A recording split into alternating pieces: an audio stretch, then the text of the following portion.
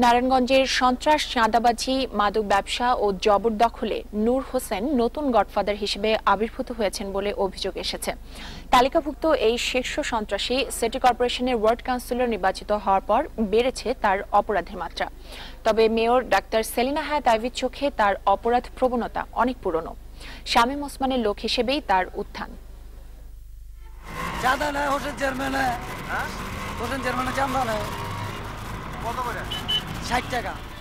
চাঁদাবাজির নিয়ন্ত্রক কে এই চেয়ারম্যান? এই কৌতূহল থেকেই খোঁজখবর নিয়ে জানা গেল নারায়ণগঞ্জ সিটি কর্পোরেশনের ৪ নম্বর ওয়ার্ড কাউন্সিলর নূর হোসেনকে এলাকাবাসী এখনো চেয়ারম্যান হিসাবেই চেনেন। কারণ আগে তিনি স্থানীয় শিমরাইল ইউনিয়ন পরিষদের চেয়ারম্যান ছিলেন। তখনই নানা অপরাধে জড়িয়ে পুলিশের শীর্ষ সন্ত্রাসীর তালিকায় নাম ওঠে তার। বিভিন্ন সরকারের আমলে এই তালিকা হেরফের ঘটে। আমাদের বর্তমানে যে তালিকাভুক্ত আছে তাতে তো তার নাম নেই, অতীতে ছিল। নারায়ণগঞ্জ সিটি কর্পোরেশন নির্বাচনে ওয়ার্ড কাউন্সিলর পদে জয়লাভের পর তার জবরদখলের মাত্রা বেড়েছে কয়েক গুণ। আমার ঘাটে প্রায় ১৬-১৭ লাখ টাকার মাল নিয়ে গেছে উনি। অন্যান্য প্রায় আরো ৭-৮ টাকার থেকে প্রায় ১.৫ কোটি টাকার মাল নিয়ে গেছে।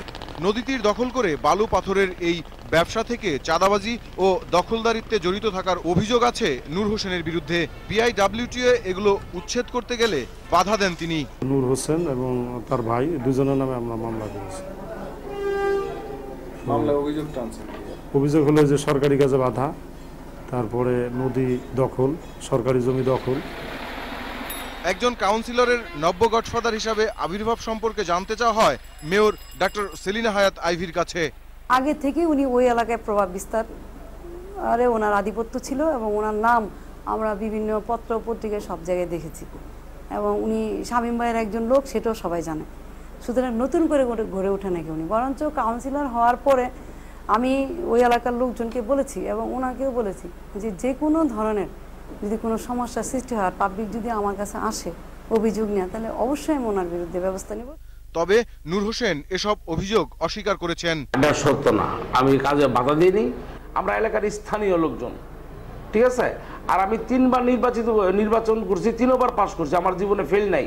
আমি জনগণের স্বার্থে তার পক্ষে থাকবই।